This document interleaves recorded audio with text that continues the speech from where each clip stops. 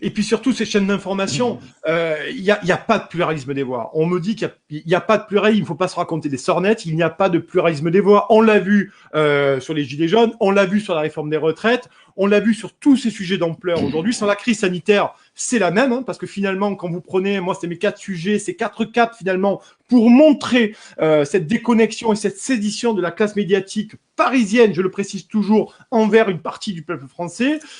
Suivez mon regard vers les Gilets jaunes. Finalement, que ce soit l'Union européenne, les traités de Maastricht, que ce soit le traité de Lisbonne, que ce soit les Gilets jaunes, la réforme des retraites ou la crise sanitaire, très sincèrement, quand vous faites la liste des invités, il y a très peu quand même il y a très peu de gens invités qui pensent autrement ou qui amènent un regard neuf. Et si c'est le cas, très sincèrement, c'est plus un plateau télé, c'est un prétoire de tribunal. Je vais en revenir, je suis désolé, hein, mais je vais en revenir aux Gilets jaunes, mais je vous invite à aller voir les séquences sur les Gilets jaunes. Quand les Gilets jaunes ont été extraits des manifestations, mis sur un plateau télé, avec un gilet jaune qui sortait d'un rond-point, se retrouvant notamment sur la chaîne Cité ou d'autres, face à 4-5 grands éditorialistes, enfin, célèbres, je dirais pas grands, je vais dire célèbres, qui sont rodés au code de la télévision, parce que c'est intimidant la télévision, et que cette pauvre ère, gilet jaune femme ou homme gilet jaune, se retrouve roué de coups verbaux, bien entendu, ils font pas le poids, ils peuvent pas faire le poids, et puis ils sont là pour ils sont pas là pour faire le point. Ils étaient là surtout pour expliquer leurs revendications. Et vous aviez aussi la phrase formidable.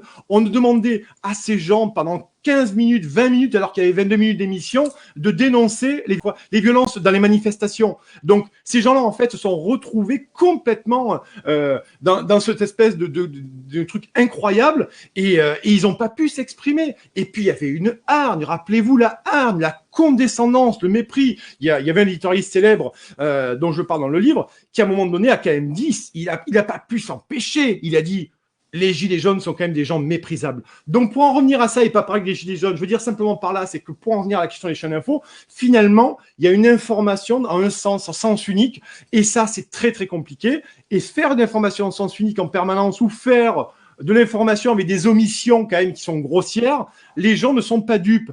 Et je crois qu'à un moment donné, ces chaînes-là et certains grands médias devraient arrêter de prendre les gens pour des imbéciles. Les Français ne sont pas des imbéciles, les Français ne sont pas des veaux, et ils comprennent le bon. Moi, je crois énormément au bon sens populaire, et je crois qu'il faudrait réorienter par rapport à ça. Mais ça va être très compliqué à un moment donné de combler le précipice abyssal entre les Français dont nous parlons, la France dans sa grande majorité ou sa majorité, et ces médias-là qui ne s'entendent plus, qui ne se parlent plus, qui ne se comprennent plus, d'où le terme violent, je vous l'accorde, de merdia.